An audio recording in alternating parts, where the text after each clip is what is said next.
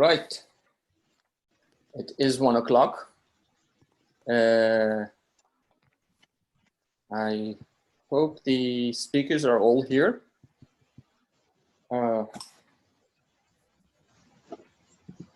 We are so far 40%. I believe we're expecting more. So as we slowly begin, I think they would be let in by the admin. Hello everyone, good afternoon. Welcome to season closing session of IETM. My name is Vahid. I'm the chairman of the Counter Institute. At this very moment, I'm sitting in sunny London in a pseudo lockdown situation. For those of you who don't know me, I have been a member of IETM from the year 10 BP, that is before the plague. And I have been asked to moderate this session, which is a platform for sharing results of discussions of a number of meetings online that took place by the members of the IETM. A few things to mention for introduction, very briefly, and then we would move on to our speakers, which are 12 different speakers from different parts of the world, not representing every corner of the world, but nonetheless from a variety of places and locations. So this session, as I said, is the culmination of meetings and discussions that took place, and is going to basically represent the national or regional discussions, reflecting the situation with the pandemic and different experiences that people, our colleagues, are going through. Each speaker will have 2 minutes to present an outline of the discussions they've been part of. Please stick to the time, 2 minutes. Otherwise, we would be forced to ask the power station to cut your electricity off in your area.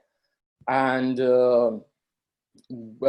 please make sure to introduce yourself, your organization, where you are, and the area relevant to your presentation, so we know which part of the world you're talking about. Once the 12 presentations are concluded, then we move on to questions. Everybody is welcome to pose questions, but the question is going to be in the written section of the chat.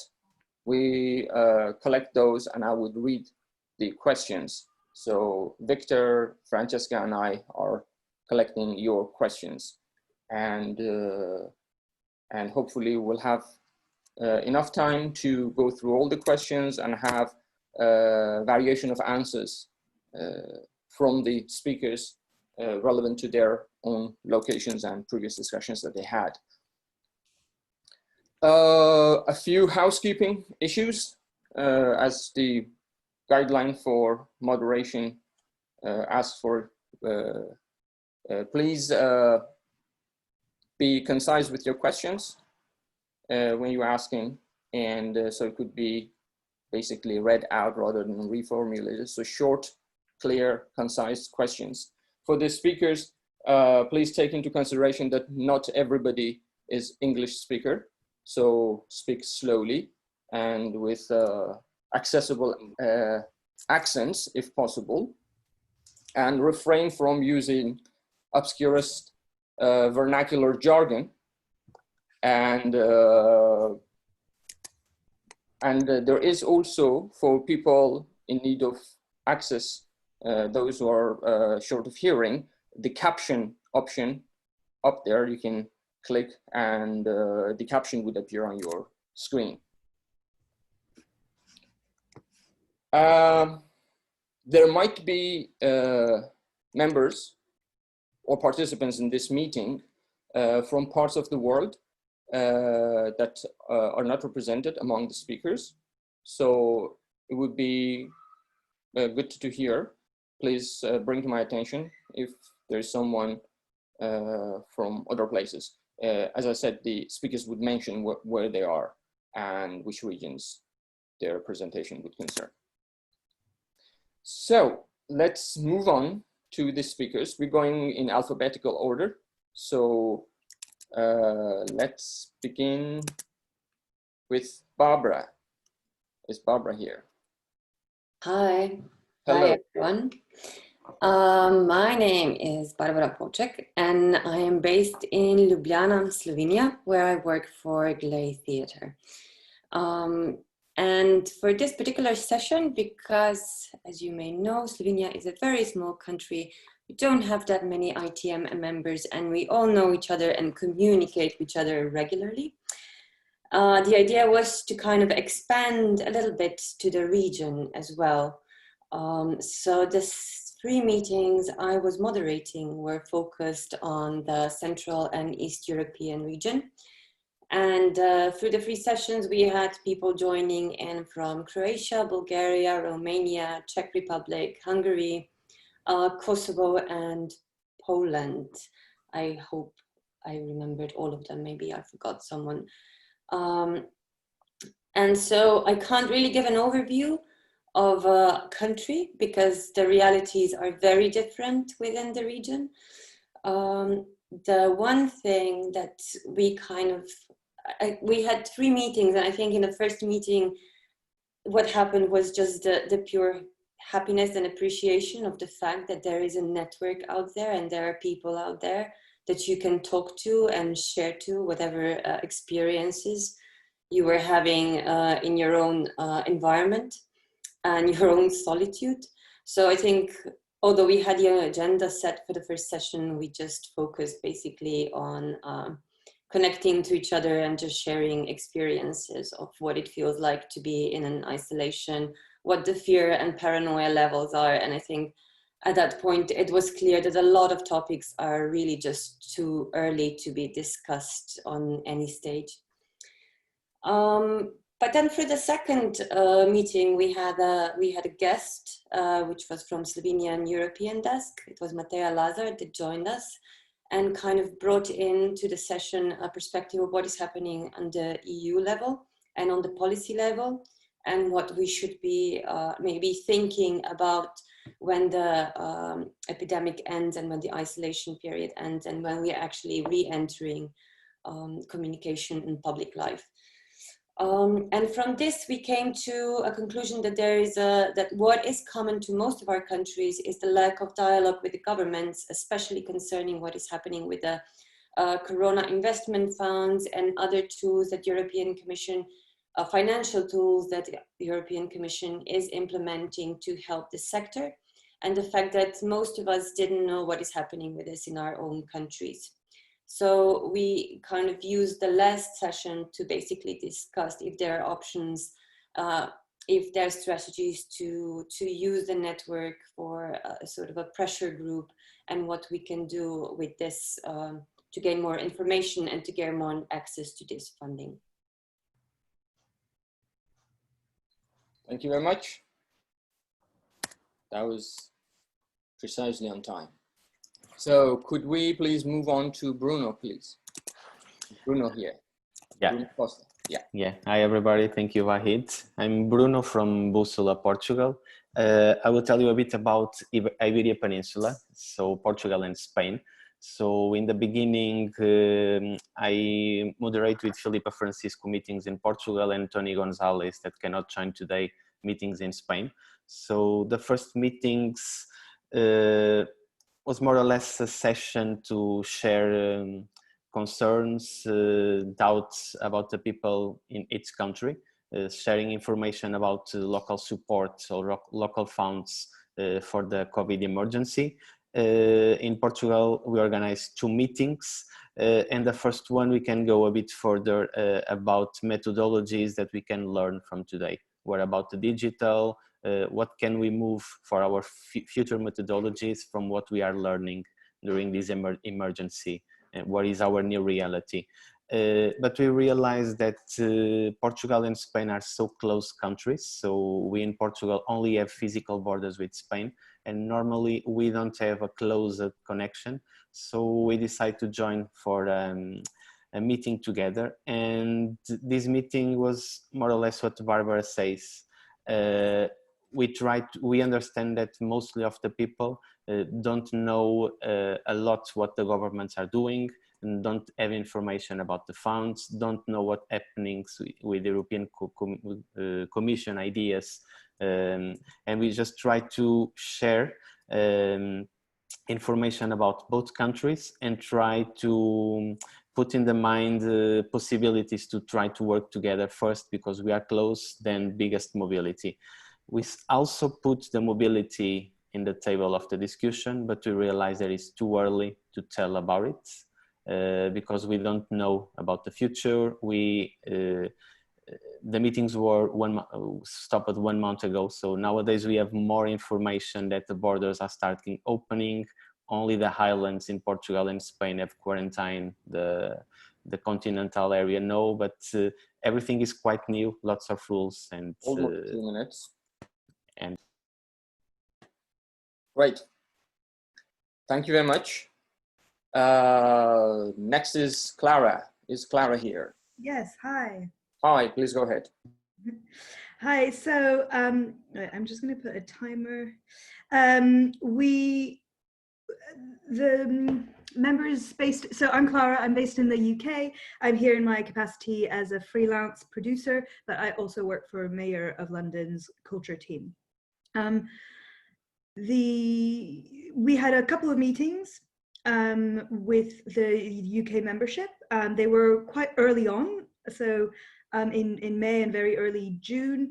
So it felt like a really long time ago, and a lot of it was very much about talking where we're at. So I'm sharing today a bit of the state of things in the UK and some outcomes that might be interesting for members outside of the UK to hear.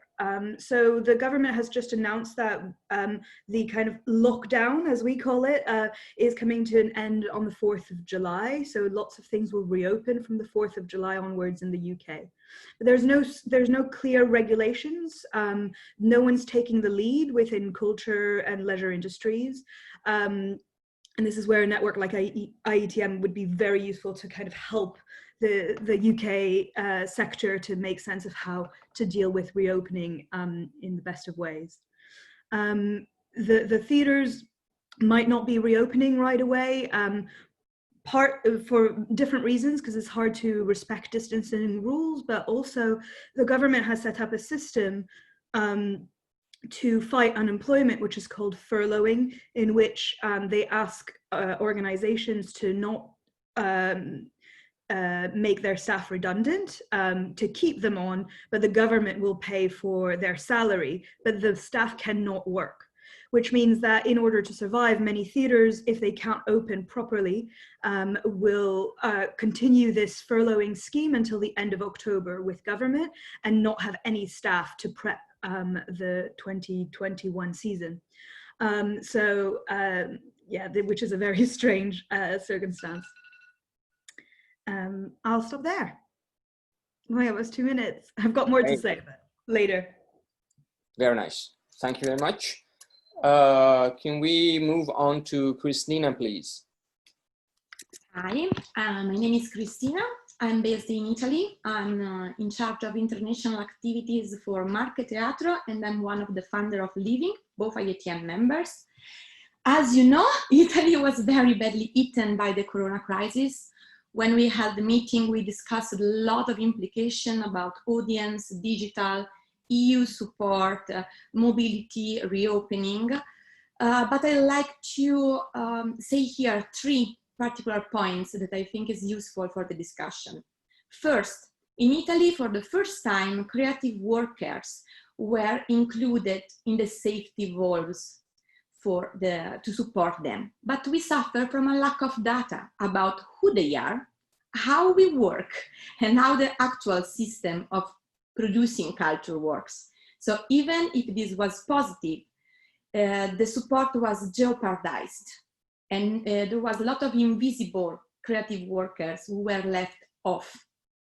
Second, advocacy. Where you will remember us as the country with people singing from the balcony, and artists were amazing during the lockdown, offer all the art and creativity for free during the lockdown, but they now claiming for better condition, and they are saying that they will never do that anymore for free. But we have a strong problem in cohesion about advocacy. So now we have this strong movement claiming for better condition, but we don't know if all the sector will be united in supporting that. Third, role in society. All our politicians are listing culture in the strategic future plan. We know that they will use a lot of funds to promote Italy abroad in the next couple of 3 years for obvious reason. We are in a strategic point, but we are actually not included. Okay. Thank you very much. And just to remind you, you are welcome to send questions in the written section, so we can ask those questions later on and the participants would answer. Could we move to Frederic, please? Hi, I'm Frederic. I'm from France, living near Avignon. We organize in France 2 meetings with Sergio Cianca. That's why he's here, because I've got a very bad connection, and if it cuts, Sergio will take the follow. We organized 2 meetings. It was very interesting to meet people who are not from IETM too. It was really mixed, and we have something like the second meeting around 40 people.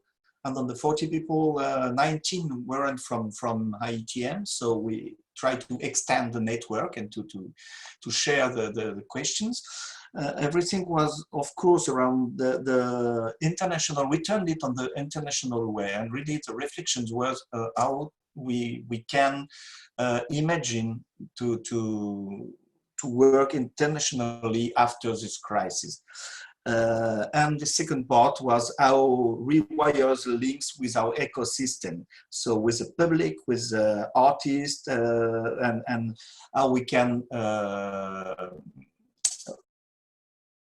question our relationship to the digital too, because of course, as everybody, the digital was a real question for us, and the way it turns in the way to spread the living performances. And after that, we had a reflection also on international status of artists, to maybe imagine something that can help us in the future crisis altogether. And what else? Here in France, if I've got 2 minutes for that, we are allowed to reopen everything, but we don't know how to do it because nothing is clear. So I think maybe Sergio, something is missing, or no? Okay. I would say it's okay. Go ahead. So thank you. Great. Thank you very much. Thanks. Let's move on to our next speaker, which is Katja from Berlin. Yeah. Hi. I'm Katja. I'm based in Berlin, Germany, working as a freelance producer and lecturer and running an advanced training program for independent producers. So I mainly work in the independent fields, but together also with production houses and companies and artists. We only had 1 meeting, and that was a meeting for Germany and Austria together, and it was a rather small group, but in the meantime there have been lots of other networks having meetings online in Germany, especially in different parts of the country.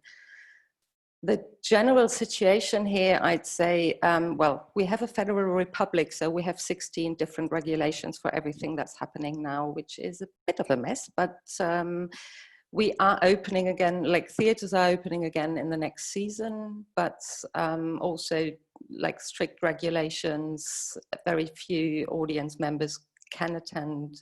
At the moment, rehearsals have started and some online formats have started. And in funding terms, I mean, in the independent sector, the most I think, burning question is there's just in some of the federal states, there was funding for the living costs, but not in all of the 16. So if you had a project funding at the moment, there were rules found easily to still pay the people involved. But if you didn't have any funding, then of course, there were no means of getting some money. And there was a lot of discussion about this hyperactivity in the first period of going online and just streaming like crazy and questioning that at a certain moment. And luckily there were like new grants launched for research funds from national institutions so that artists could apply to just survive on this funding. And yeah, but generally speaking or globally speaking, we are a rich country and we have funding. Great, thank you very much. We're halfway through with our speakers. Let's move on to Laura. Is Laura here? Yes, hello everyone. I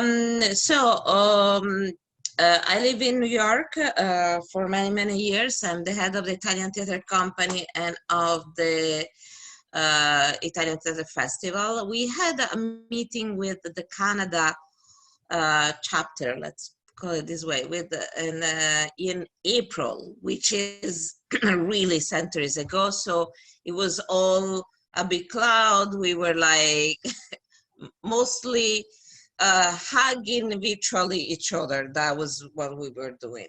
The situation here is completely different in America for according to what states you are in. We are in New York here, we are in phase 2. Theaters are supposed to open phase 4, but I think you know the Lincoln Center, Carnegie Hall, Broadway, everyone is thinking of 2021.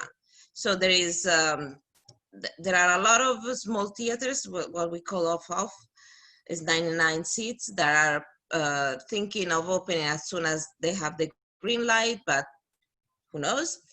And grant-wise, we have some grants for artists. It's mostly the survival kit. So we have grants for, you know, for rent, for emergency, if you cannot pay your bills, for now.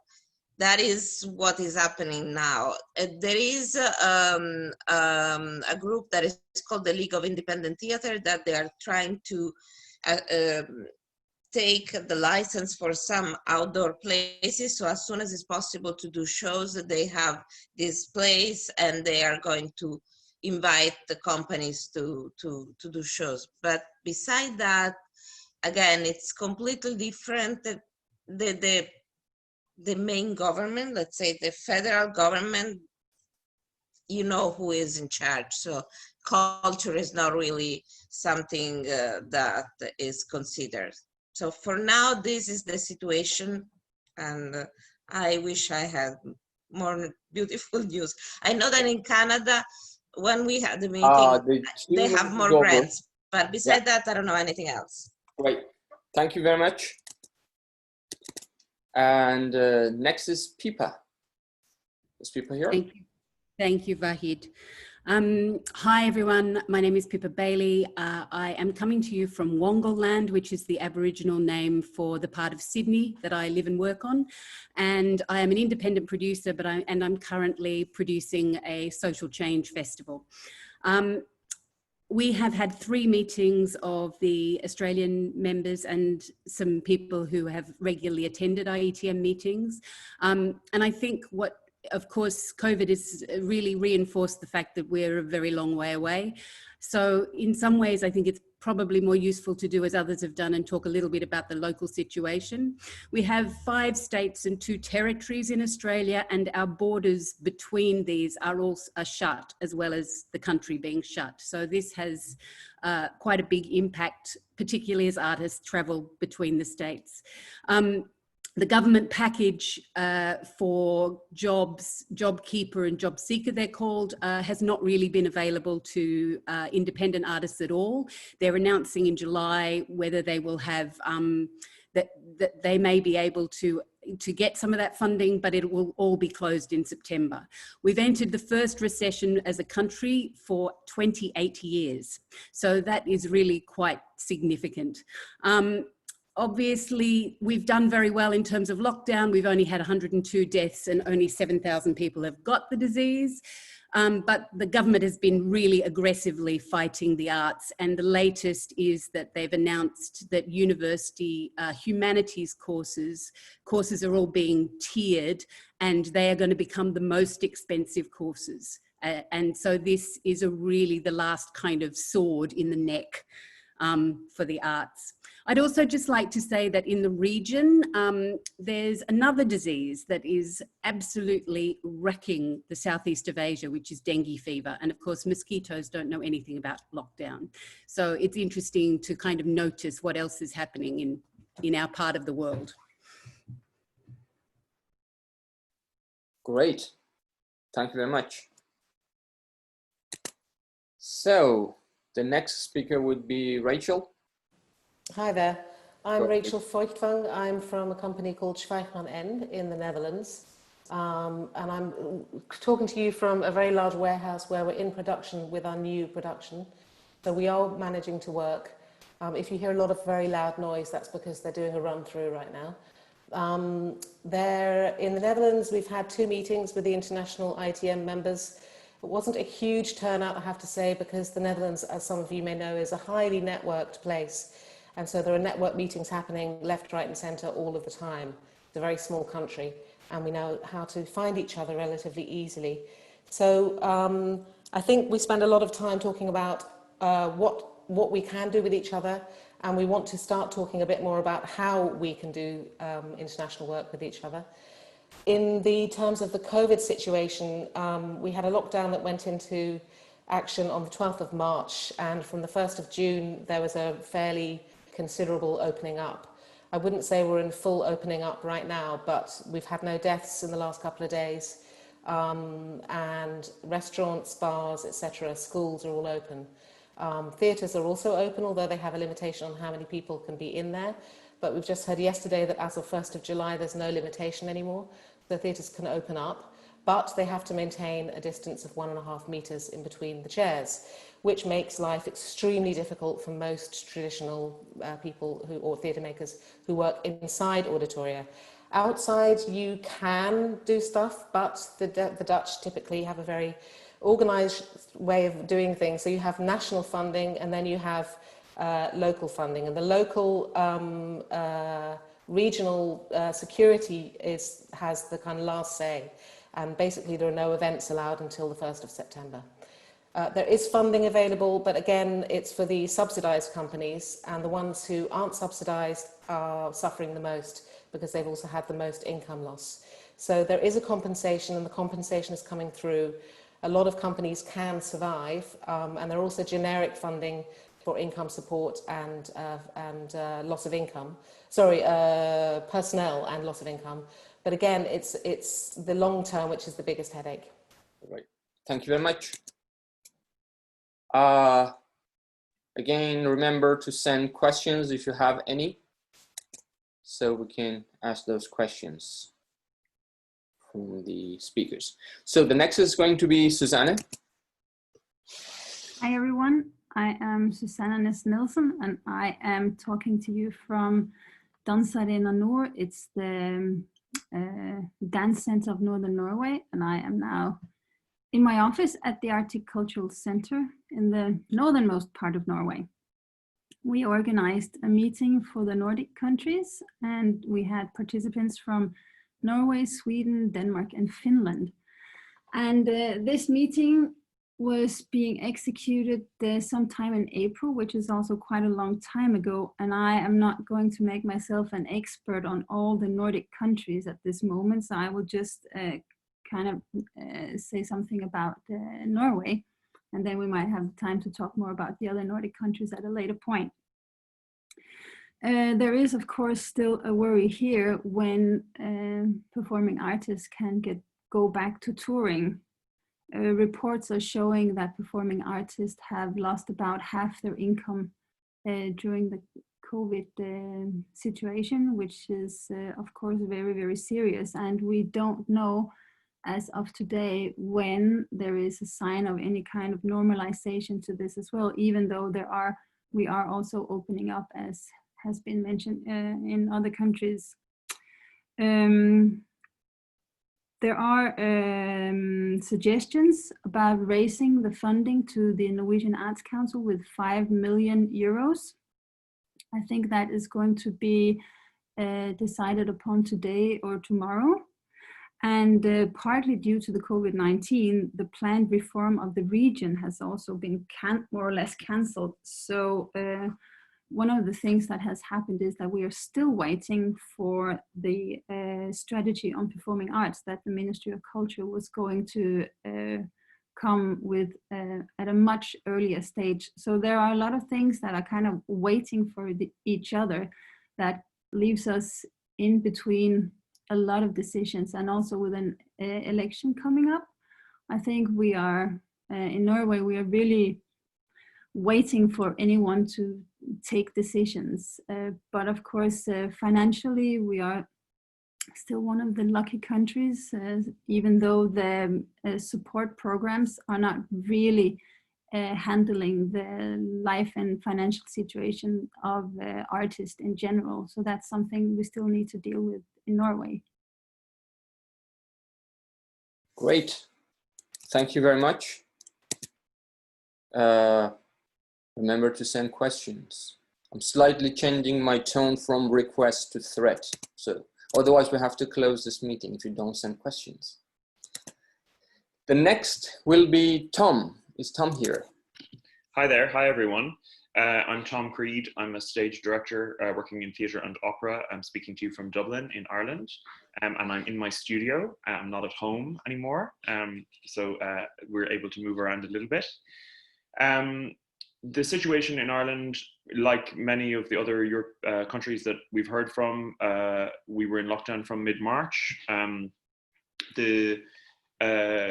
The situation with the pandemic has been going reasonably well here. So originally the plan was to open galleries and museums in July and theatres in August, but in fact everything has been brought forward to next week. So from Monday, all cultural venues can open with a restriction of 50 people indoors and 200 people outdoors, which will then increase a little in July. But of course,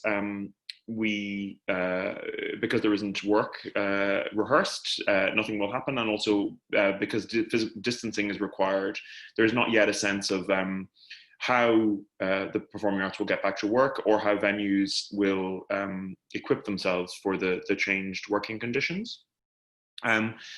I'm a member of the steering committee of the National Campaign for the Arts here in Ireland, and we've been working hard to secure support from the government. I've just shared our 13-point recovery plan in the chat, which you can take a look at.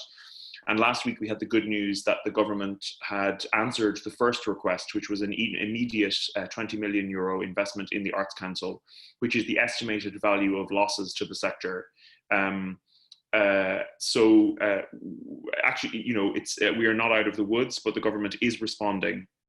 And meanwhile, the sector has been meeting, the members have been meeting with a view to work out how we can engage more people with IETM, particularly now that international networking is suddenly at the tip of our fingers with this kind of technology. So that for when we're able to travel again, we will have more people from Ireland, north and south, engaged with IETM. Great, thank you very much.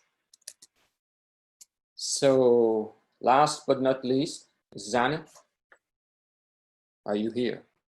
Yes, I'm here. Hello, I'm Zane Estere Gruntmane, and I'm representing Latvia-rooted artistic platform Pigeon Bridge. But physically, I have been living outside of the region the last 3 years. And the point I want to mention as well, there is a few Baltic regional members in IETM network. That's why the meeting, 2 meetings which I organized, was open also for non-members. So this unexpected circumstances brought us together for good. So we meet and have a conversation, and we felt and saw the interest about each other. The meeting was joined also by the Baltic people living outside of the region, who urged to be connected, to return and actively work in a local field. I should point out that the last 10 years, a very large number of people have left the Baltic states, and this is one of the very serious problem. While the state's theaters and artists received the regular incomes, and they could take their time off, and it has heard that time by time some of them fell into depression. The independent field and actors were proactive and forced to be more creative, to learn and apply new approaches, how to talk with the audiences, moreover to open themselves for the conversation with the colleagues across the sector and be united. And yes, it has been resulted in rapid adaptation, online classes, existing productions, reproductions for the online platforms, creation of new productions for online presentations, ability to mobilize and recognize a local and regional cooperation, open calls for the Baltic artists and participate residencies, or be included of reprogramming the local international festivals, or local international festivals shift their focus and is going to present a local pandemic impact premieres. Increased also eager to learn and skills, learn new skills and seek for new perspectives, new ways of expressing and presenting arts outside of the shadow of big names. Yes, government in all three countries, Latvia, Lithuania and Estonia, were acting quickly to respond to the situation, though bureaucratic system could not serve the process as quick.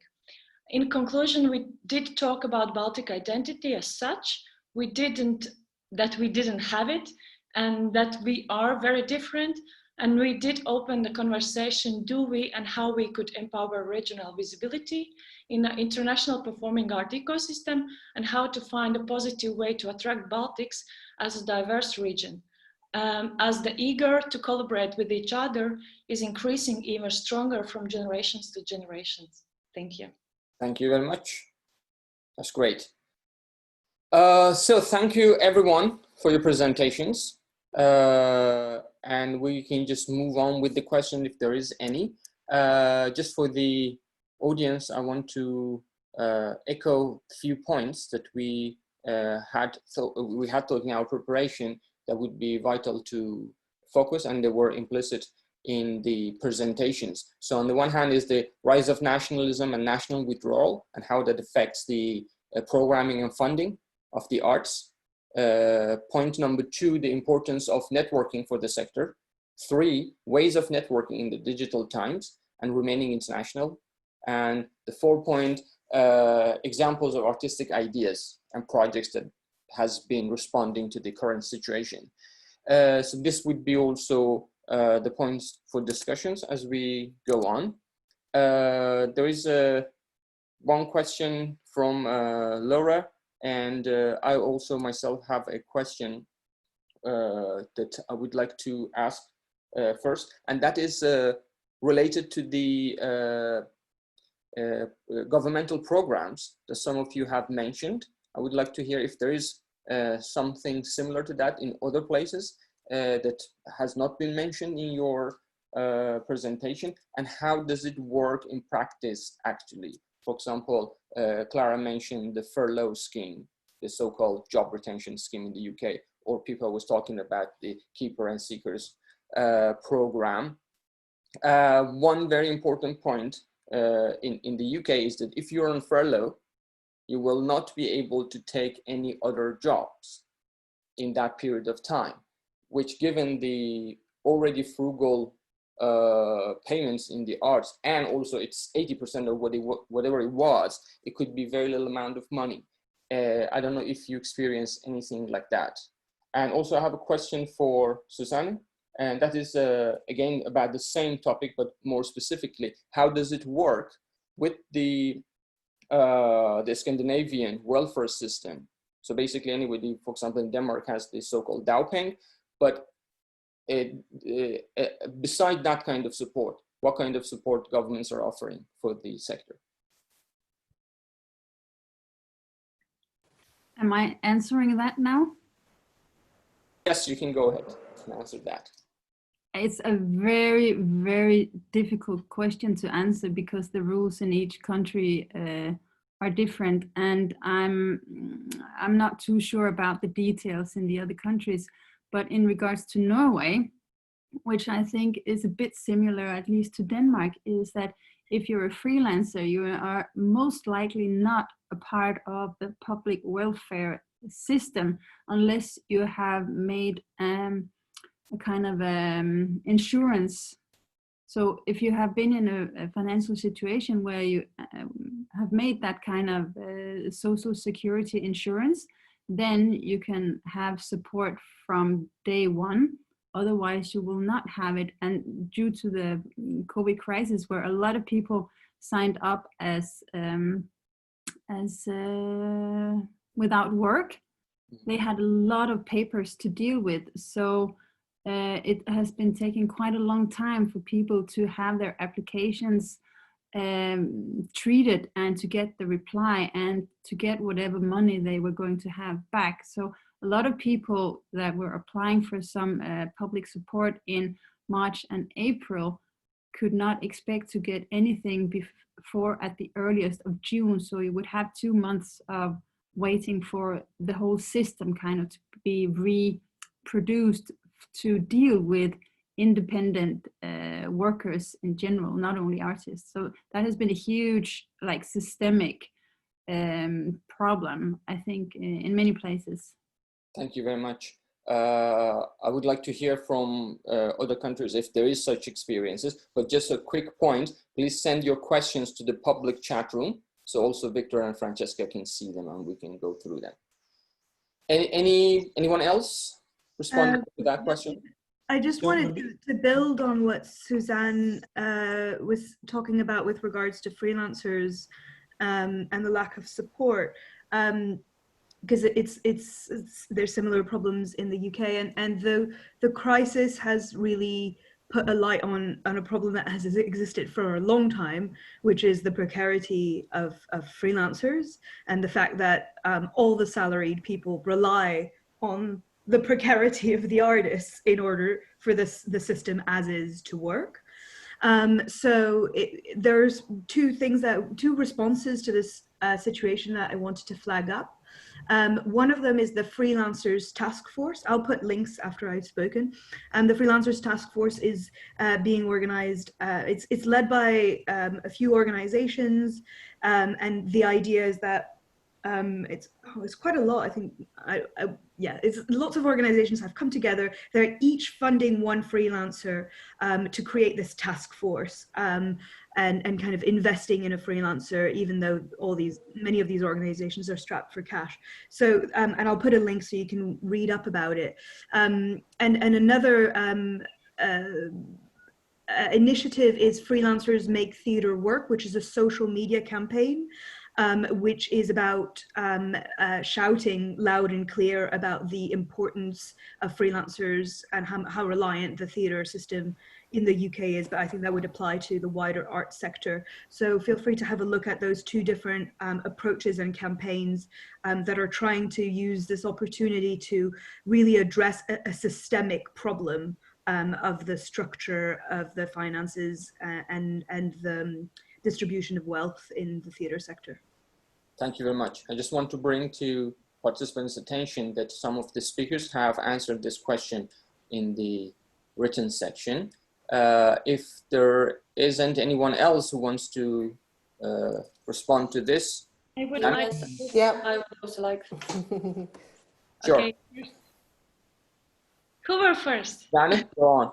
Okay, very quickly about what was very interesting to, for example, in Estonia, they had a situation that even in this pandemic time, when even the venues would love to pay to the artist for not showing productions they couldn't by law. So then they recently, well, at this time they might be already got the result of the special program, which was focused for the venues to apply that they can't pay the artists to work or about these non-presented performances. And also, for example, in Latvia, in the middle of July, we're going to open specifically programs for support for the organizations, NGO especially. That's from this side. And Rachel? Just to say that the Netherlands took a long time to get going with the support for the arts, and we're in the middle of national 4-year funding programs which come to an end at the end of this year, and all the results are currently coming through for both your local government and your national government funding, which means that there's a huge kind of hiatus between the plans that you wrote up until December, January this year, and what can actually take place as of January next year. So there's a kind of problem there in itself. And we conducted a fairly rigorous lobby around COVID as a sector. That was conducted largely through branch organisations. So you have a dance, a theatre, a music branch organisation, and it's a form of kind of similar to unions, but it's not a union. It's a voluntary fee-paying network membership organisation, which effectively put the minister under a huge amount of pressure to come up with some kind of compensation. And we were looking to countries like Germany, which had came up very fast with a very seemingly very good announcement of funding support, but in the end turned out to be not so good, as we heard.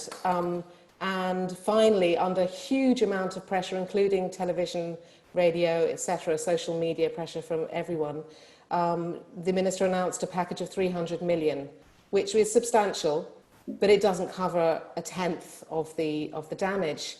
And the other issue is that the 300 million has taken until it still hasn't been distributed, and we still don't know how it's going to be distributed exactly. And certain theatre companies, as in the rest of the world, are going bankrupt and are closing. And the lots are saying that they probably can't open for another year.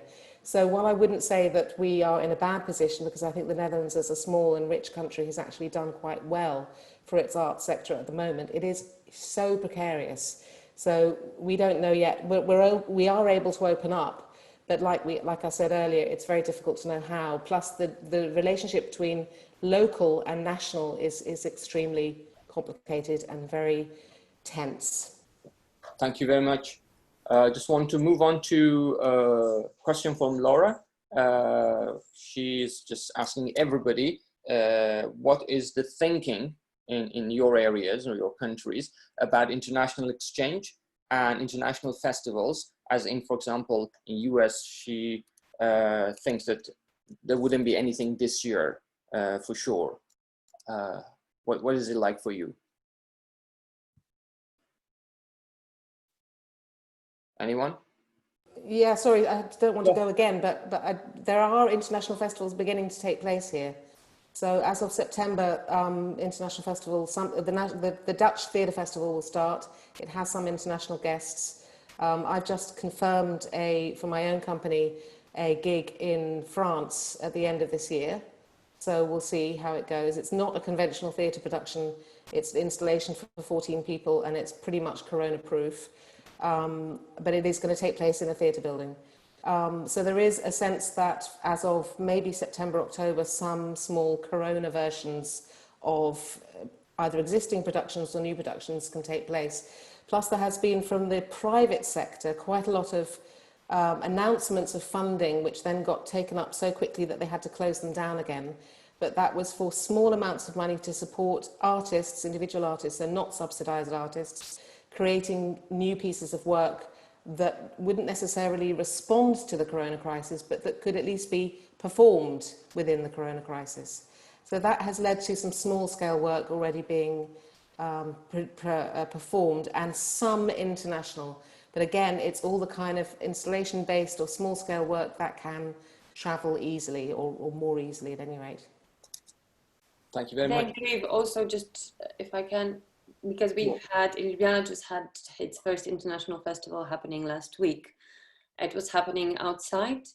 It was a dance festival, and I think they've adapted the curation. Well, they did a corona curation, which was basically an open call which meant they opened the festival to young performers and to people who basically don't have any specific technical requirements and can perform anywhere, anytime, and at a low fee.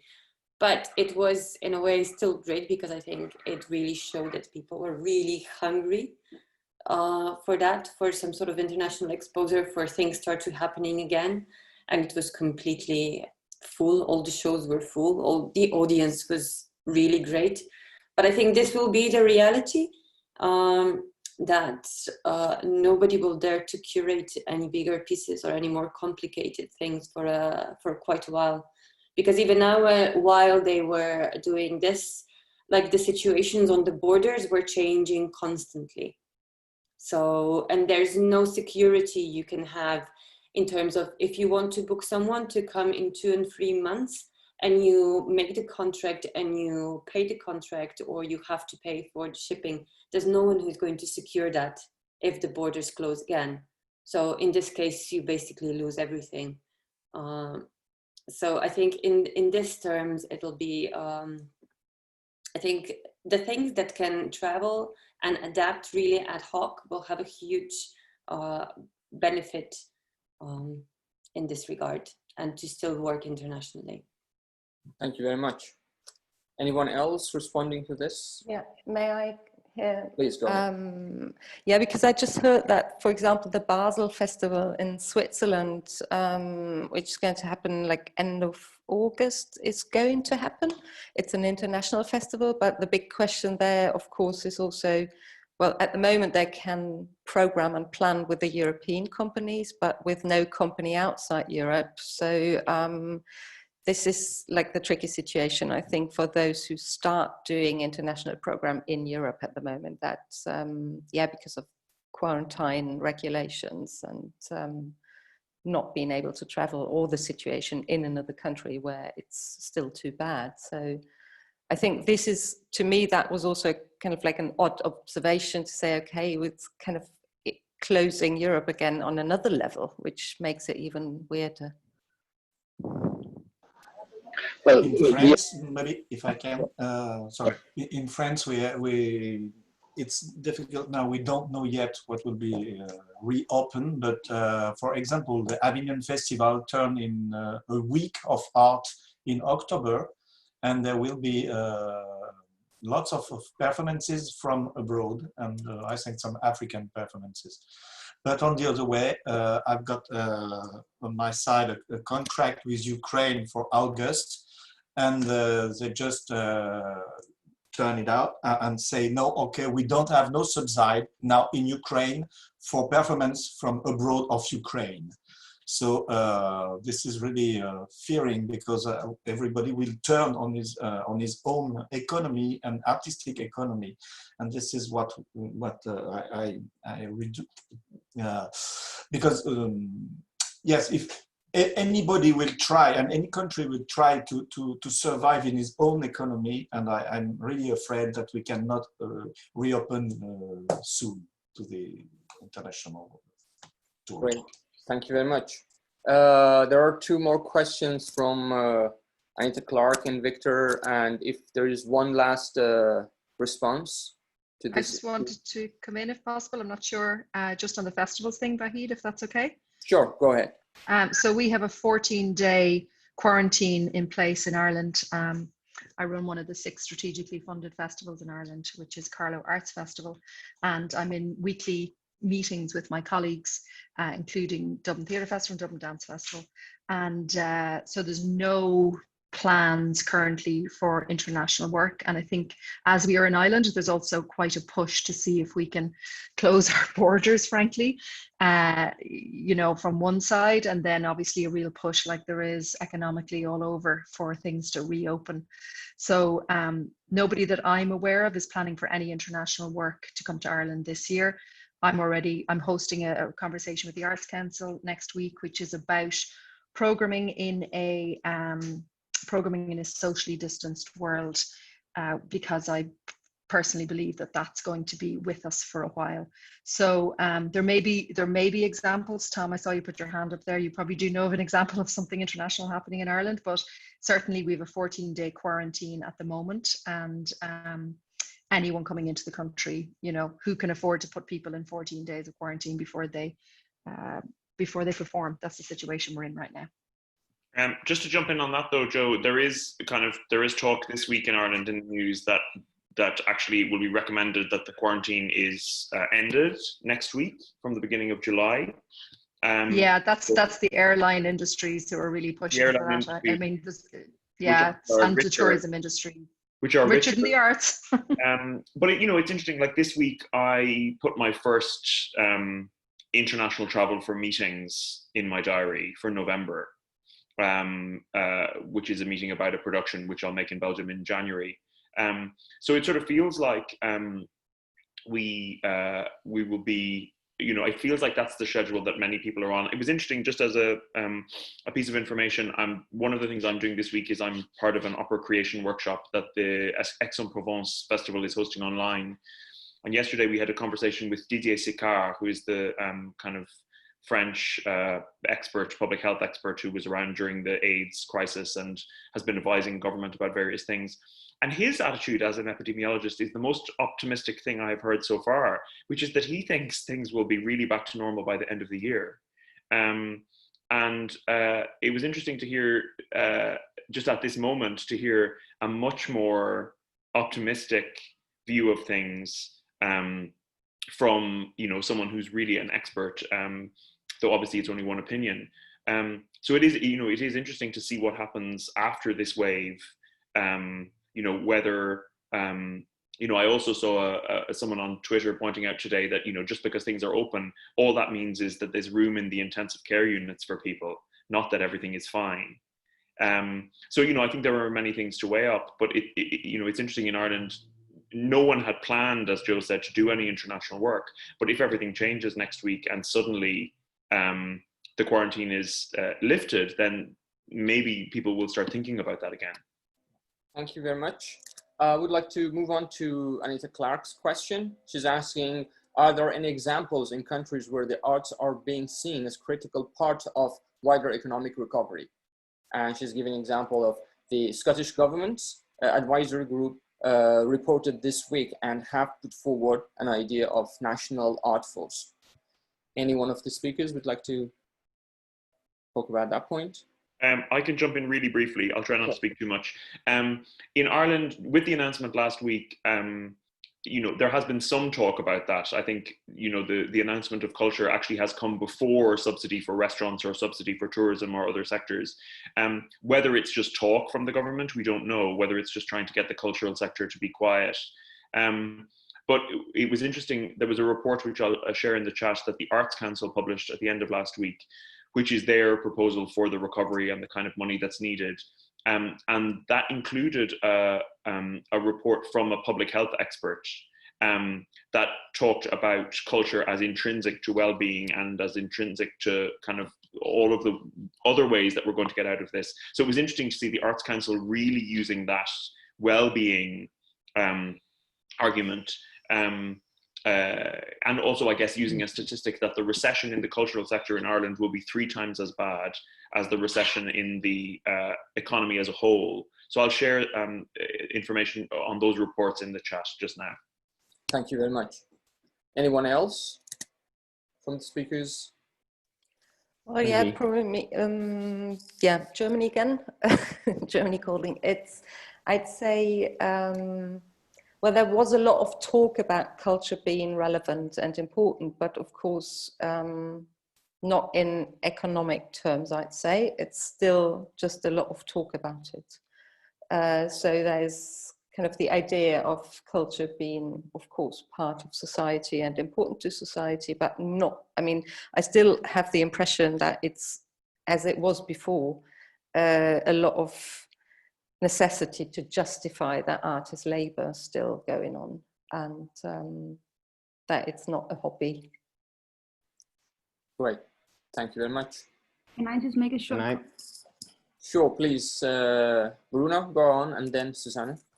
Okay, it's quite short. It's just in Portugal, the government was quite fast to announce lines for support culture, but there are one last one that I'm quite afraid. So were 2 years preparing a large-scale program. We and lots of organizations around the country, maybe 300 organizations. There are 37 million euros for a social integration by arts program, and the government just announced 70% cut on this program to move 30 million euros to make a general cultural program by the city halls during this summer. So I'm not sure if this support, we are going in the good way and we are changing the cultural policies. Just a comment. Right, thank you very much. Susanne? I just wanted to say that the former Danish Minister of Culture, he was out saying, I don't know, 1 month ago or so, that due to the lockdown of Denmark, all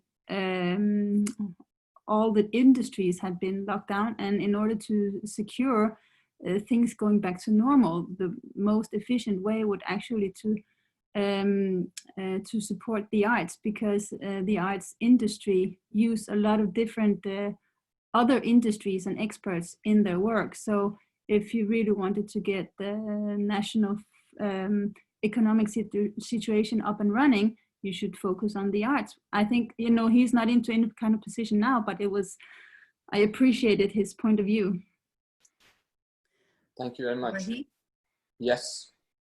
Who's that? It's Pippa. Yes, Pippa, go on. Everyone. I just wanted to add that obviously we had the horrendous bushfires over our last summer for 3 months, the most devastating fires we've ever had in this country. And there was a moment after the fires where even the mainstream media was starting to talk about the need to recognize Indigenous knowledge. And of course, that is partly about the land and it's a very big cultural offer. And then COVID came along. And so really now all of the talk is about economics and snapback, and it feels very regressive. All right, thank you very much. We'd like to move on.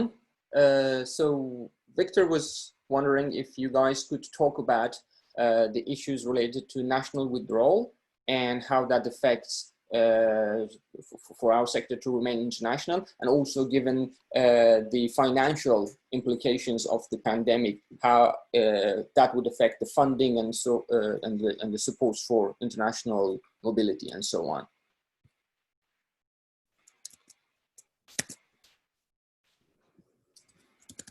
Well, if I may, here in America, well, you know that the public, that we don't have a lot of public money, let's say.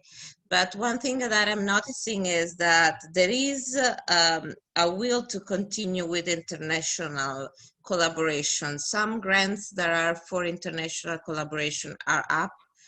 So even though, again, our federal government is against the culture and this is really true, and even against international collaboration, there is, I don't see any stop on that. And I see that there is a wish to continue. Again, here, I asked the question before because the other one, because here, life is supposed to come back March 2021. So before that, we are like in this, I don't know, this limbo.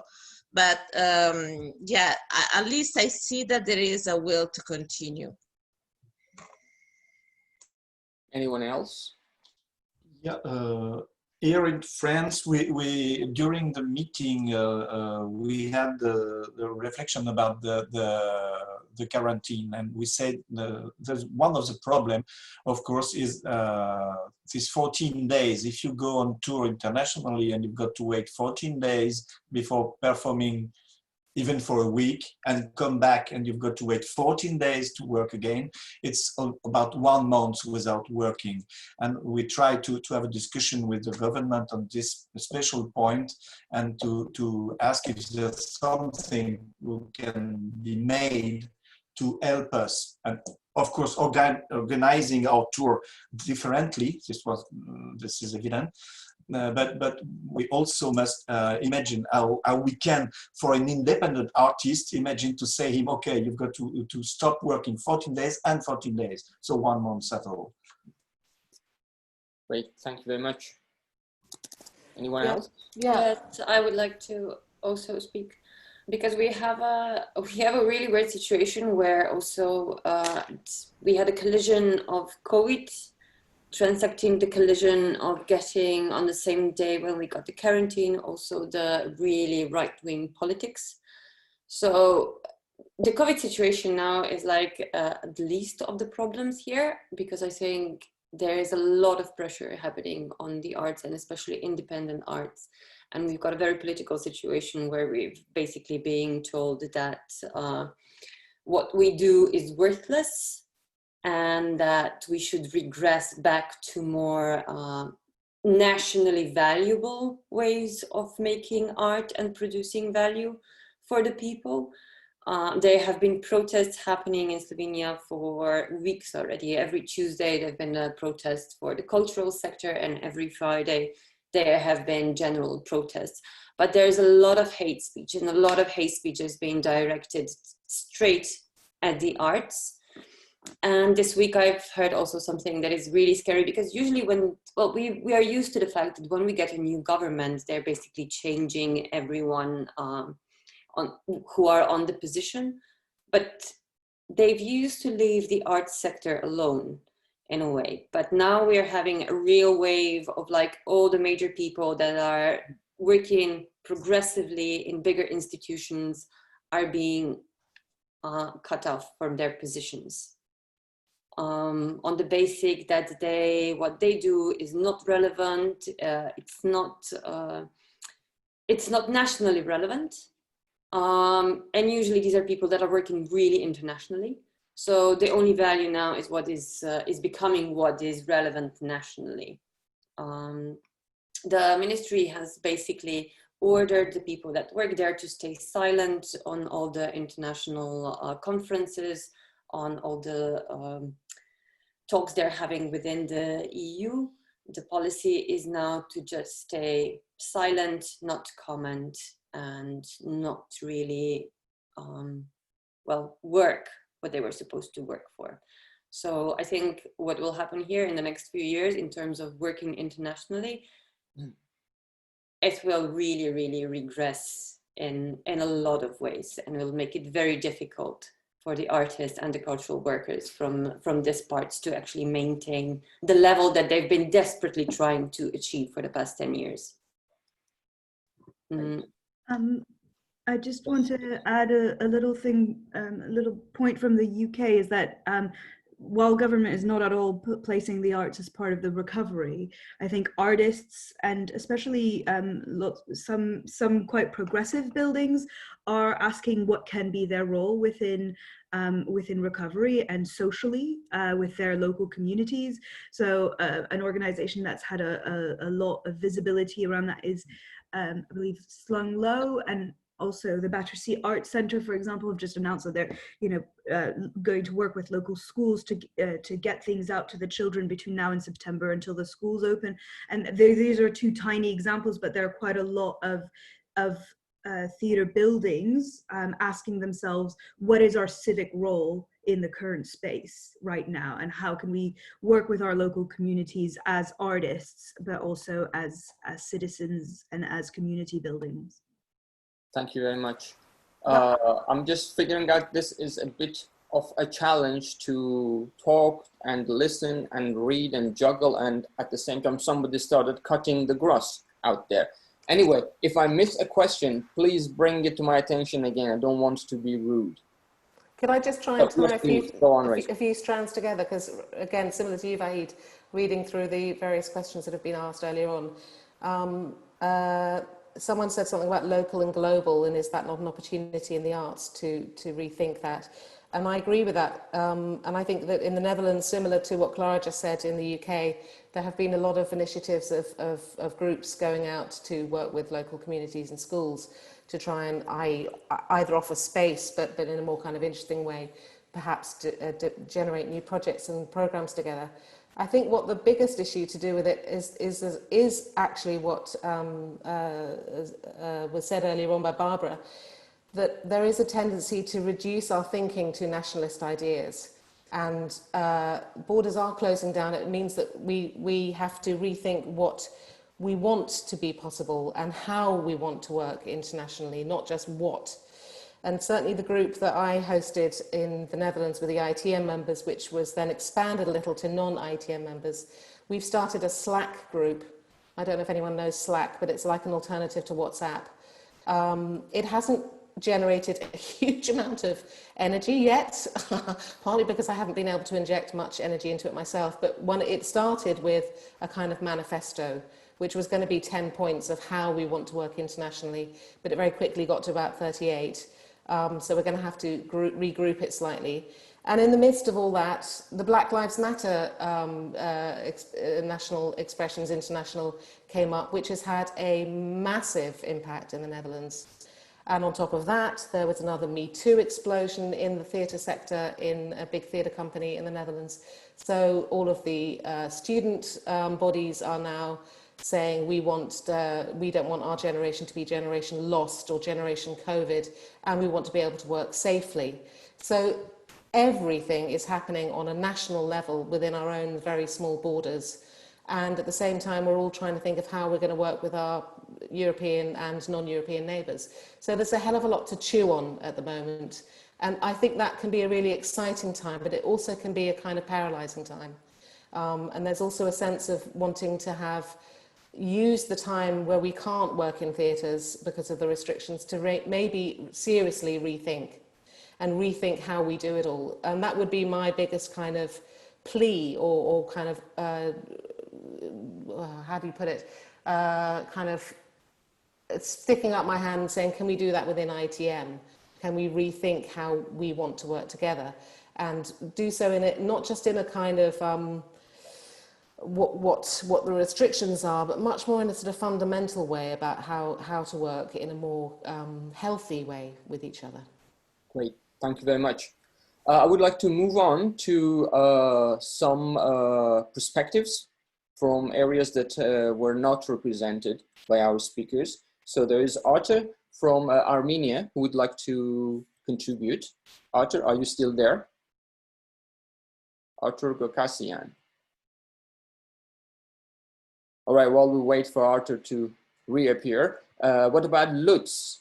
Lutz just wrote to me that he has been in March in South Africa, and maybe Lutz has something to share with us. Can you hear me? Are you there?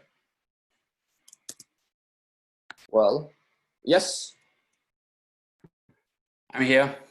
I can hear you, but I don't see you. Yeah, I can try it. Yes. Yeah.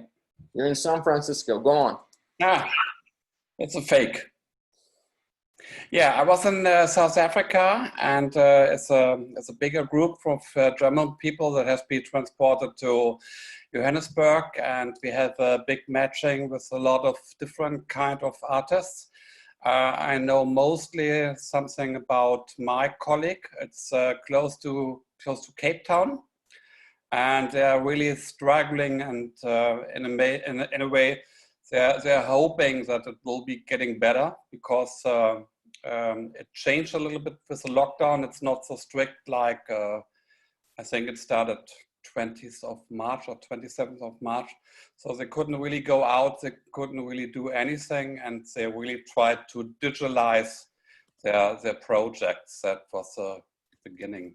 And I will know maybe a little bit more at the beginning of July, because there's an organization that's based in Nordrhein-Westfalen, in a part of Germany, that will invite a lot of different people from Germany and otherwise from South Africa to know more about the situation. But I think it's really hard and tough there. Thank you very much.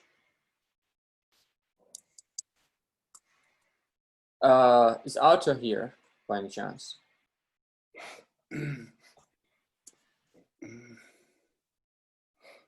All right. He's got his mic open, but we can't hear him. Is he? Yeah, well, he just had it open, and was speaking, but couldn't. All right. Well, we'll wait. I have a question of my own. Meanwhile, there was a mention about the pressure by tourist industry on Irish government about the self-isolation or quarantine.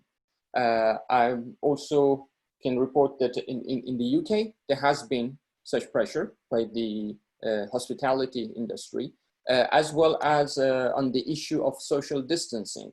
So as you might have heard, the social distancing has been reduced from 2 meters to 1+ meter. And it has been largely due to the efforts and lobbying of the pubs and restaurant industry. So my question for you is that, do you think any possibilities or any instance that has happened of collaboration and solidarity between, across industry and sectors that could be helpful to the performing arts? For example, through the channels that hospitality industries are exploring. Anyone, any thoughts? Well, here in the UK, the film, TV production sectors have announced measures on how they might social distance, how they are, in fact, applying social distancing in their workplace on film sets, which is far more than anything in the theatre industry has happened, simply because there were some that took the lead, and I guess they had a lot of investments. I don't know that as in the theatre industry, it just feels like people are just throwing around this hot ball and just not wanting to take the lead in the decision.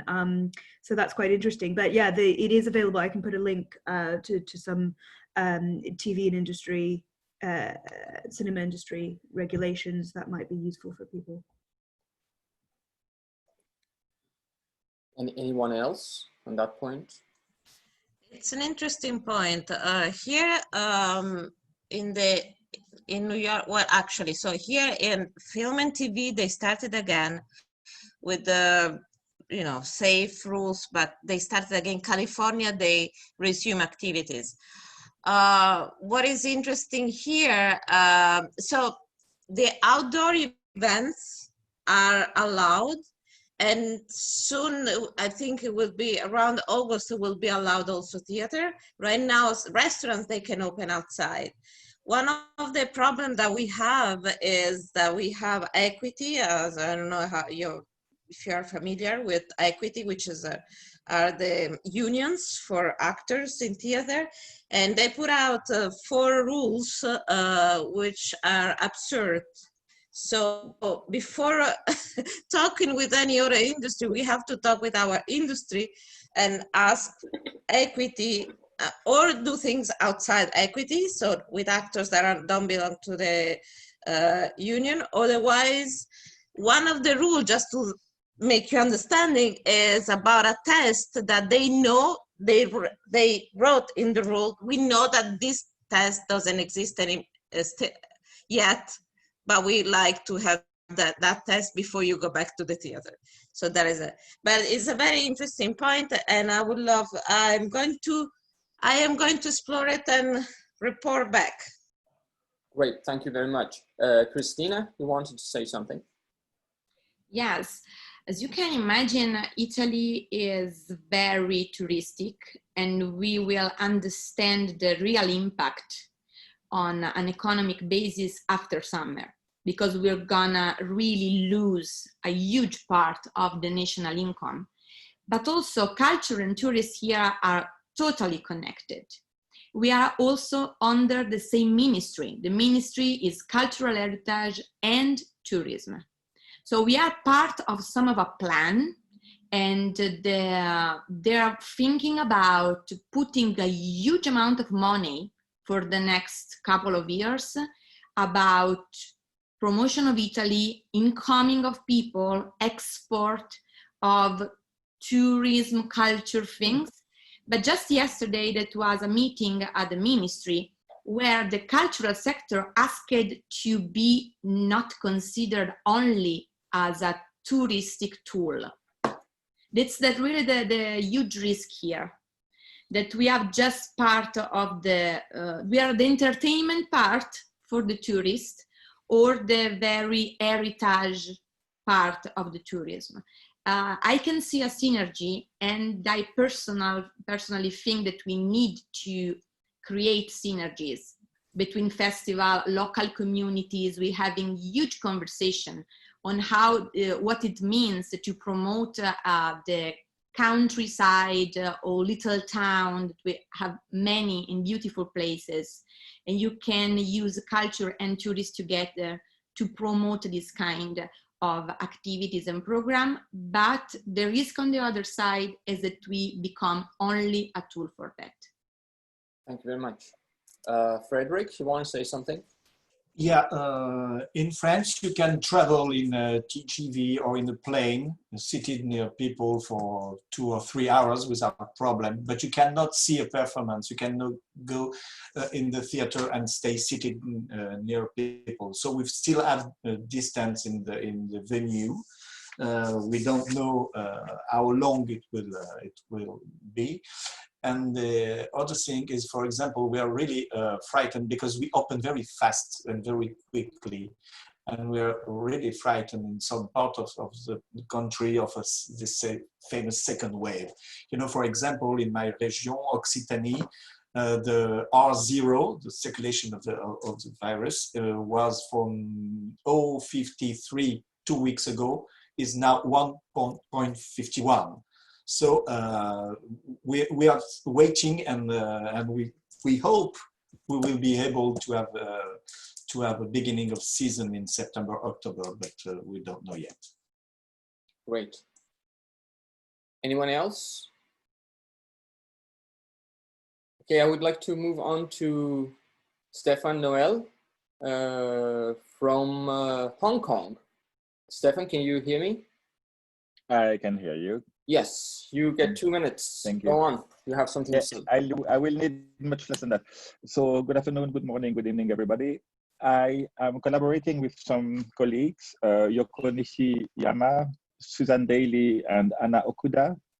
We're trying to just get a database of very simple situation now. So not all the grants, but are borders open, and can we assemble, and how? So it's going to be a survey that you fill online, so we can have an overview of every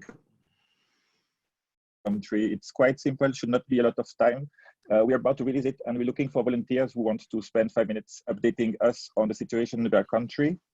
So if you want to help us get all this together, I will share my email address in the chat, and you can contact me, and I will get you the form ASAP. Thank you. That was it. Thank you very much. Should say Arthur still struggling technically to get through.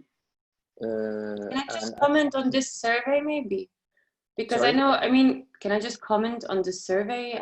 I mean, it's great that we try to do this. Yeah. But I think this is something that you will have to then do on a monthly basis, because it's really, really changing from week to week. We have opened everything, and then now we are just adding and reshifting countries from the red zone to the green zone and the other way around. So it's not, it's not very stable. I agree. I think that's the reason we try to make something that's quite short and quite direct, and limited to a few domains. And we would like our contributors to update the file whenever something changes.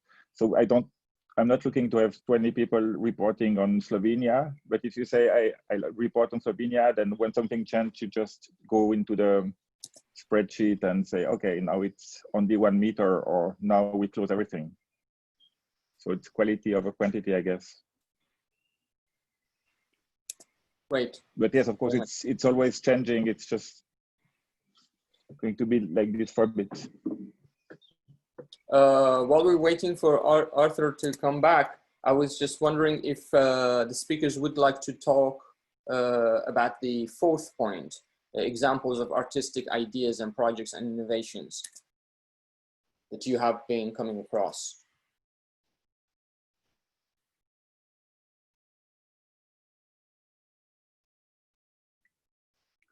I can just say that from Sweden, it was very, very positive to hear about the choreographer Moa Salin, who told us that the minute that there was the COVID situation was also affecting Sweden, she was being contacted by a programmer wanting her to commissioning her to do a new work that she could do under the new circumstances. So a very, very open task, but with work for her and with payment, and just get going whenever she was ready. So I think that was really, they really just did it right away, and she had work spot on. So that was a nice story.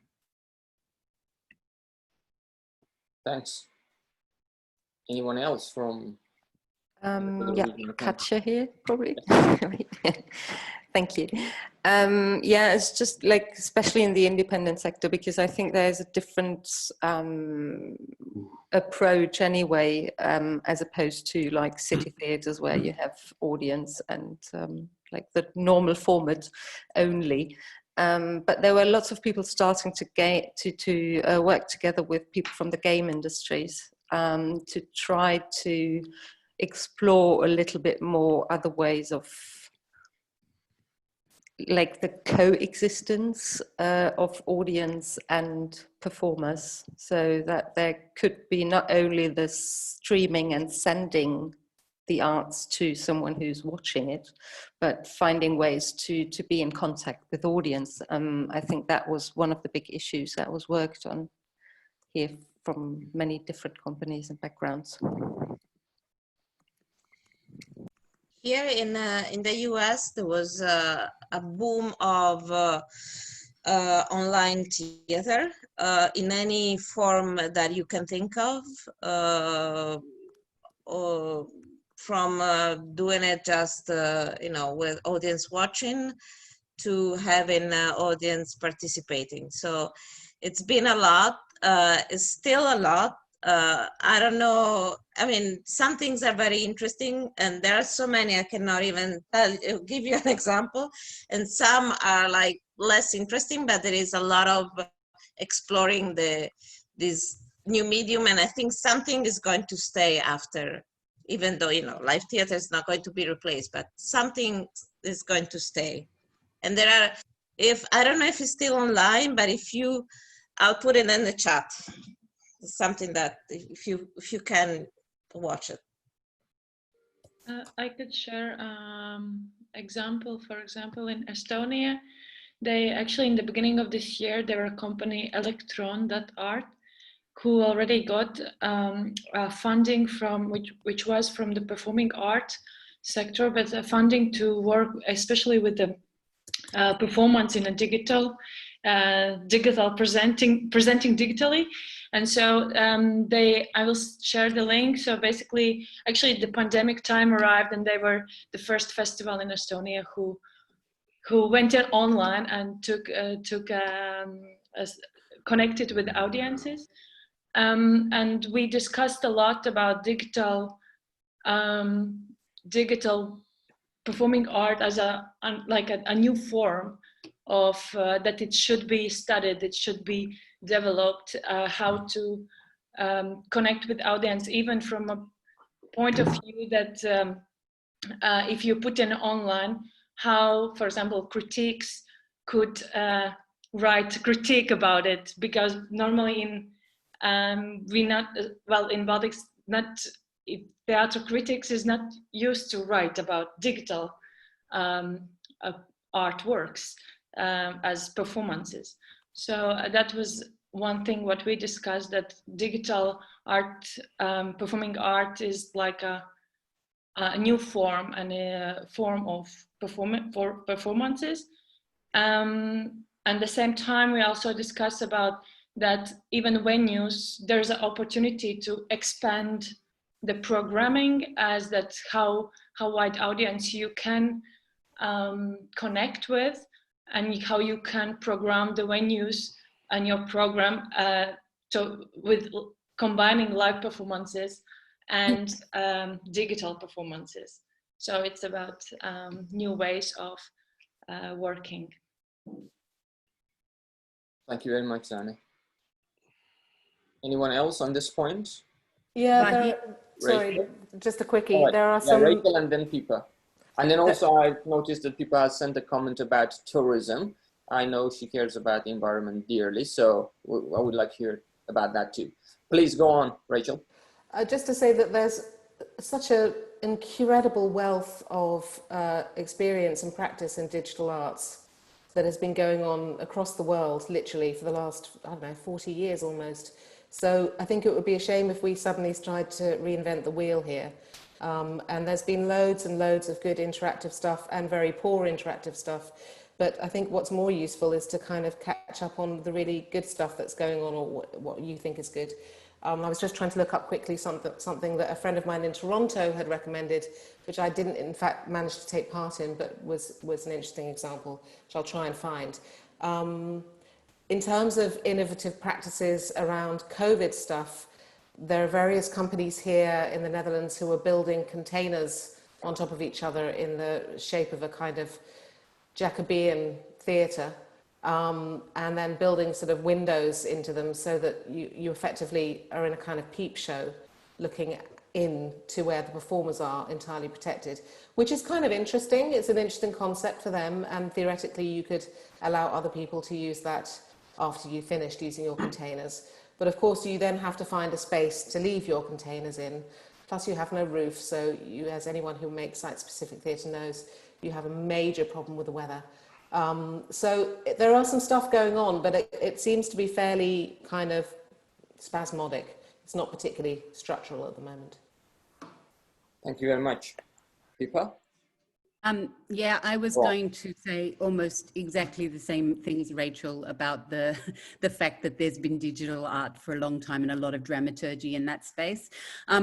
But I wanted to just share that Brisbane Festival, which is on in September, is completely reinventing itself and has responded, because it has a new artistic director. It's not going to be an international festival because nobody's allowed in, but she is really doing something very dramatically different. And because for those of you who know the Australian space, those international festivals are very old-fashioned models and they've been in the same vein for a very long time. So I think that's a really exciting kind of development out of COVID. The Sydney Festival, which is on in January, has announced that it will concentrate far more on Australian artists because Australian artists have done so badly out of this whole situation. And I just want to query this idea that is... yes, in its worst, it can be a nationalistic and part of a right-wing agenda, but there are some positives out of it. Certainly in that particular scenario, the fact that cultural cringe in Australia means that Australian artists don't get nearly as much support as internationals coming in, means that that will be flipped for the next Sydney Festival, and that's a very positive thing. And that kind of leads on to this idea about the environment, and the fact that COVID has kind of made us all radically local, which the environmental movement have been talking about for 20 years. And suddenly, you know, it's like the planet went, go to your room, and if you come out, I'm going to kill you.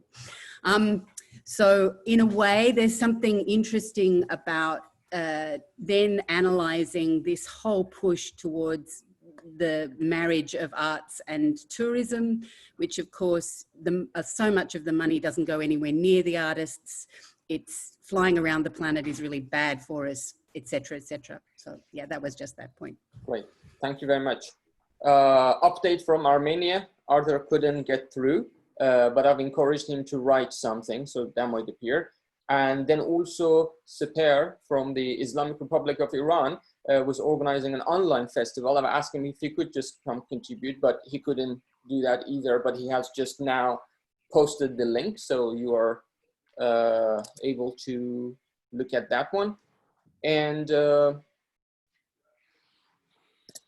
I would like to go back to one of the points, and if any one of the presenters would like to talk about that, that is point number 2, the importance of networks, and to hear about your experience in this period of time with the meetings that you've been organizing, but also experiences that you know of from other instances. I'm going because then I'm going to leave you because I have at 10 a.m. another meeting with an organization here in New York about international theater. So it's a perfect way to leave you. One thing I noticed, because I work since I'm here for 24 years in doing international theater and in doing networking in a country that has been for a long time very focused on their own theater and their own voices. What I see now, there is a huge push into international collaboration, into collaboration in general, into international collaboration. And if one good thing is coming out of this crisis is that we realize that, you know, we're talking about nationalism.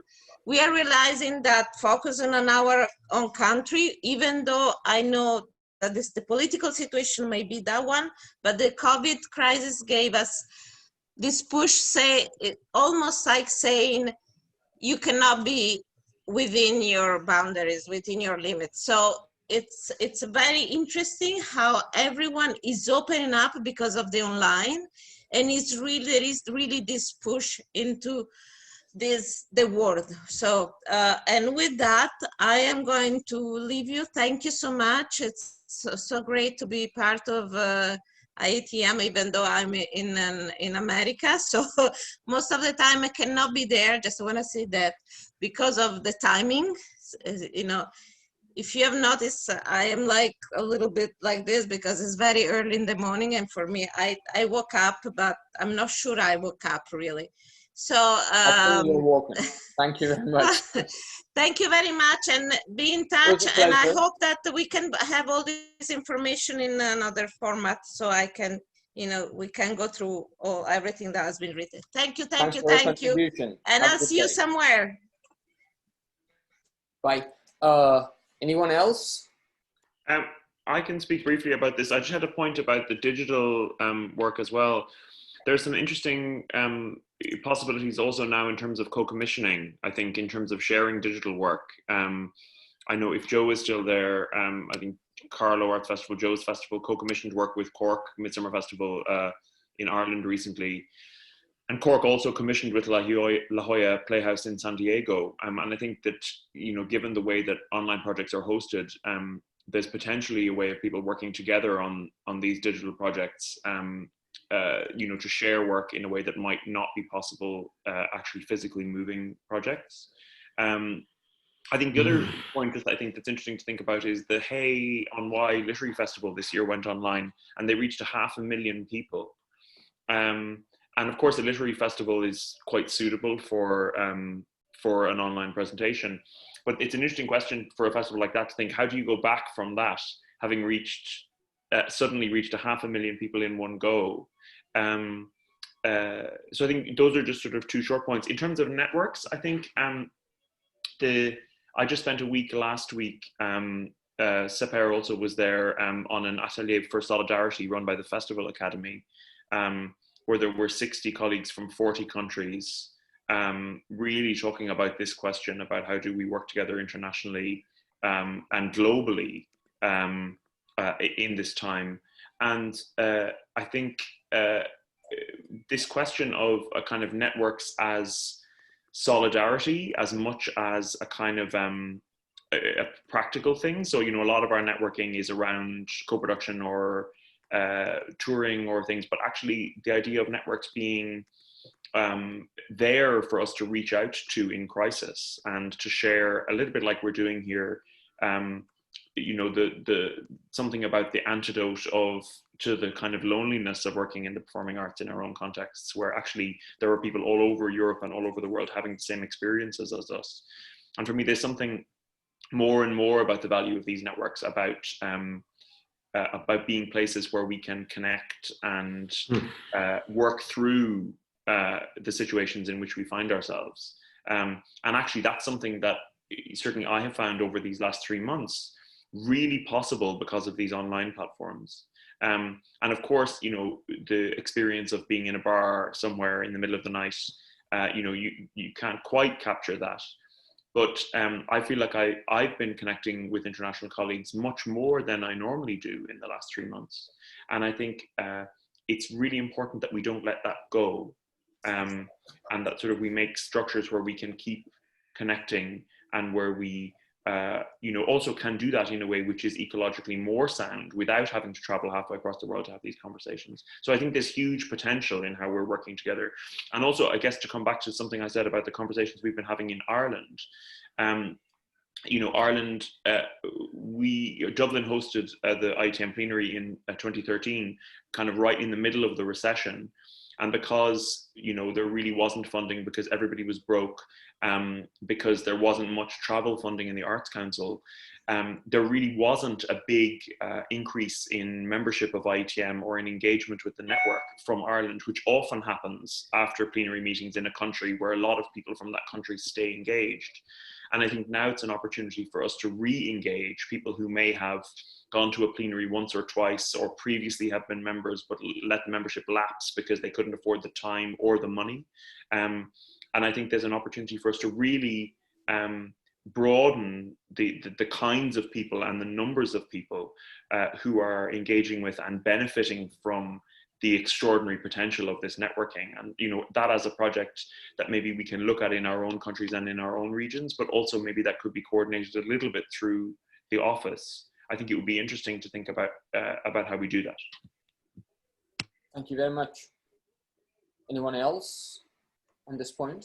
Yes, I would like to add something that I can see much more engagement, since partly it's because of the lockdown, of course, but as was said in a conference last week, the networks really are the trust place now for the sector, and they're becoming so important.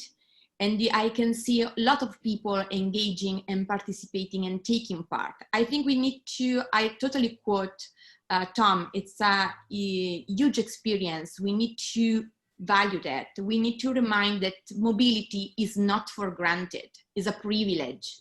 It's a privilege in terms of money, and now it's a privilege also in terms of environment and climate change impact. So if some part of what we do can be done online, and let us, today we have Pippa and we had Laura, like since 5 minutes ago, it's great. It cannot always happen in person, having all these people from all over the world. I think we have learned that we can do that in a meaningful way, not just quick and go. Of course, I like the beers at the end of the day, and that's a huge part of our creating relationship. But I also must say that personally, I had the chance to attend so many conferences, so many online inspiring events, to learn a lot and to run a personal long-term new education part of my career life that I could not have access to without the online. So I think we really need to value that part of the digital. Thank you very much. Great point. I also like the beer in the beginning of the day. Maybe now that we're talking about the networking, it would be the good point for Victor to step in, because Victor wanted to give us some update as to what the planning of next events would be like. What is the thinking? Please go on. Thank you. I'm a bit surprised I didn't ask for to get the floor. But no, just to say that, also to react on what Stéphane Noël said before, we're also collecting information from members through a map to know what are the restrictions in place and how we can see an international future for the next season. And just to know where theater happen, where performers can perform normally, not with 2 meters distance from each other. So it would be great. I can share again the link here in the chat box. So if anyone can just contribute, and I hope that everyone can continue to update it along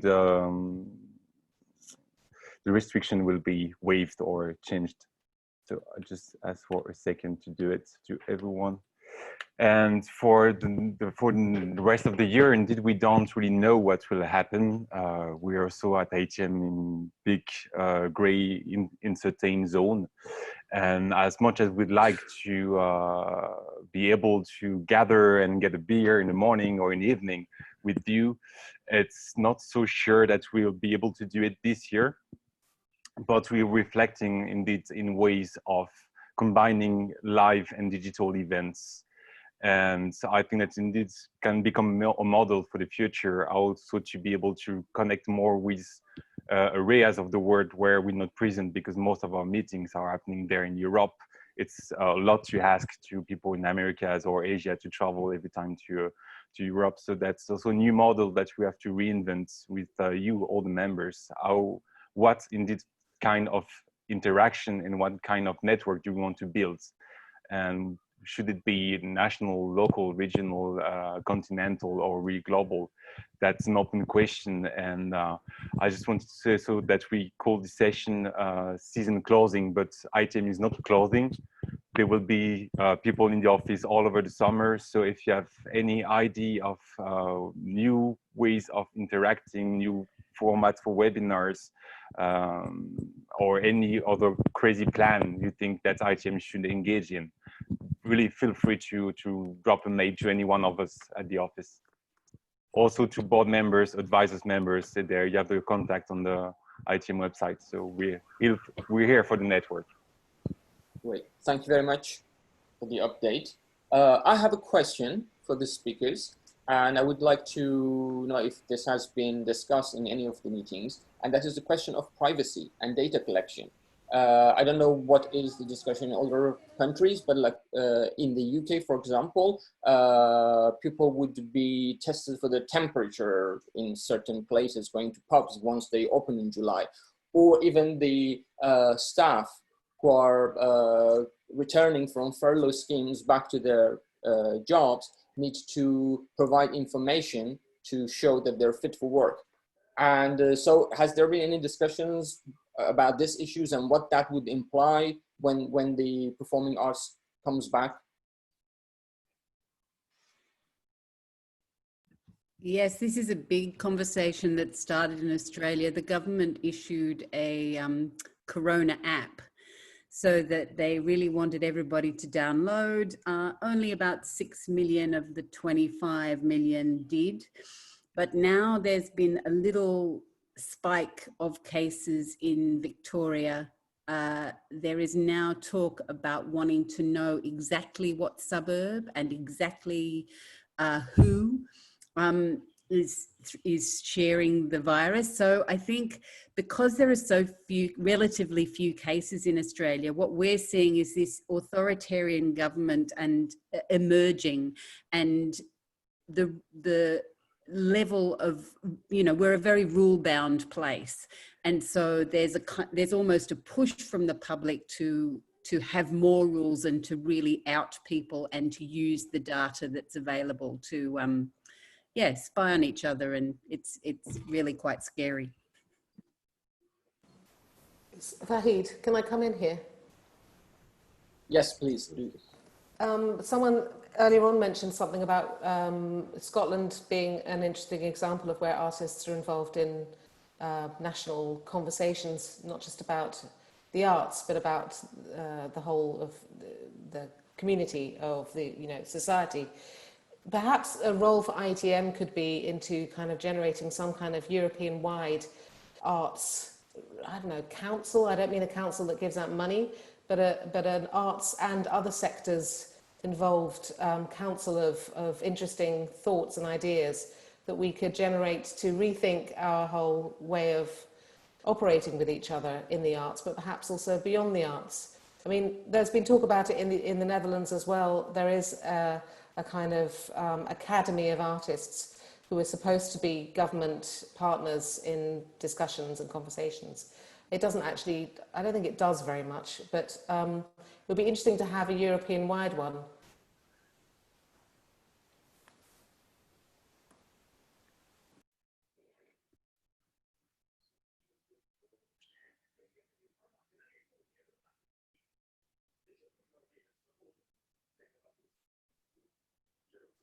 Wait, we lost you. Yeah. Can you Yes, hear me? Yes. So thank you very much, Rachel. Anyone else on that point? Or in the countries where things are opening up, has that been part of discussions? So, for example, in Denmark, that they've had the theaters open in June already with limited number of audience. Or any other country, anyone would like to contribute? And meanwhile, also, I'm wondering if Arthur is actually connected. Can we hear you? I don't know. Yes, we can. Yes, fantastic. So, Finally. Yes. Yes. Hallelujah. Yes. Hallelujah. It was so pity that when you are talking about network, I was speechless because I'm such a networker guy. I wanted to say about one thing, but it's already past. I don't know, so many interesting ideas and thoughts. I don't know what to talk now. Actually, of course, a couple of words about Armenia. The situation here connecting with COVID is too bad now. It's very shy optimism we have that the situation will be better because of many reasons. And the high fast, it will be in the beginning of October as always, and it will be much hybrid type of the festival because much of things will be online and some open air things will be offline. I hope that. But I wanted to say about one thing that you are talking about the mobility and the festivals and so on and so on and so on. But for example, you know what we have? We have a lot of authorities of different countries and they're supporting companies to come to High Fest. Really, they're spending a lot of money. And even they released money in, for example, beginning of April, which is, I think,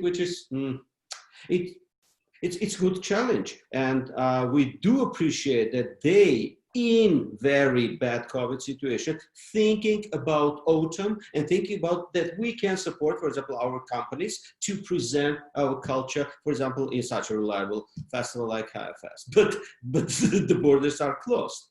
And I don't know what will be in beginning of October. But anyway, we're creating very interesting program connecting to that, and we will inform our lovely IETM, our colleagues for sure. Thank you. Great, thank you very much. I've just see Caspar is here, and he had mentioned something about a festival taking place in October in Denmark. Caspar, would you like to say something about how things are being done now that theaters are open? Yes, but really we kind of had the possibility of opening everything the 8th of June, but as we all know, you cannot put something on stage without some kind of rehearsal and preparation. So most theaters have not really opened and are first planning an opening after summer. And we are actually planning a normal program from August, with only the last couple of days in August with a special Corona seating, where we have to put a empty seat between different groups. Otherwise, from 1st of September, we are actually able to plan and program totally normally. But as I also wrote out in the chat, we have this international festival, and also because most of our programming is international, we have this little situation about it's not a problem getting people to Denmark and work here. They can start working from the first day they arrive. they can perform the day after they arrive or the same day they arrive. But in many countries where they come from, when they return, they actually need to be quarantined for 14 days, which gives us, of course, some cancellations from some of the companies, if that will be the case, because they cannot kind of make artists come to Denmark and play 2 or 3 days here at Bora Bora and then have to take 14 days of vacation when they return to their country. So that's our problem right now, our only problem right now. There's a lot of other stuff, but for us as a venue, it hasn't really been so difficult for us to program and plan at least the fall. Of course, we had to cancel some or postpone some performances here in the springtime. We have not canceled one yet, but only postponed them for later programming. So we are quite lucky here, I think. So yeah, that was just. Thank you very much. I'm happy to hear that the still people feel lucky in Denmark. And happy. Oh, all right. So we have 5 minutes to go and we have to wrap it up.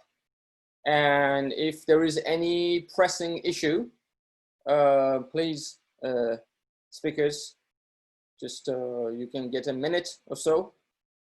I would just maybe for the end, like point Yes, out something that it's been in my head, but I haven't heard touching upon any time. And I mean, we're talking about digitalization a lot, and we're talking about the carbon footprint a lot.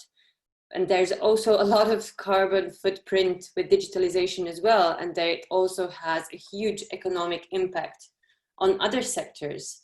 I mean, if we start talking about new digital platforms as EU is doing, what impact does this have directly on the cultural center when this means having money that was supposed to go for art circulation now going into companies providing digital platforms and technical support, which are in a completely different sector in a way.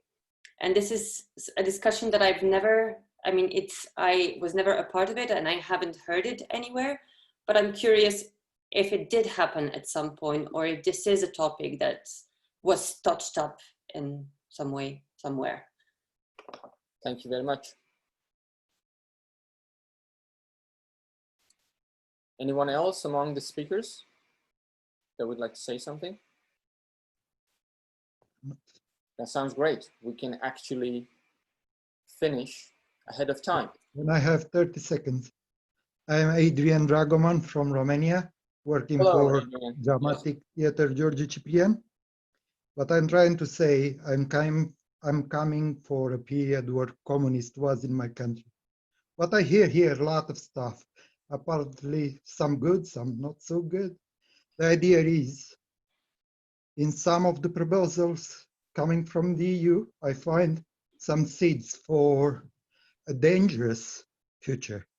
So what I'm saying is, think with your own head. Think with your own head and try to find out, trying to see to the smoke screen coming out with all this COVID thing.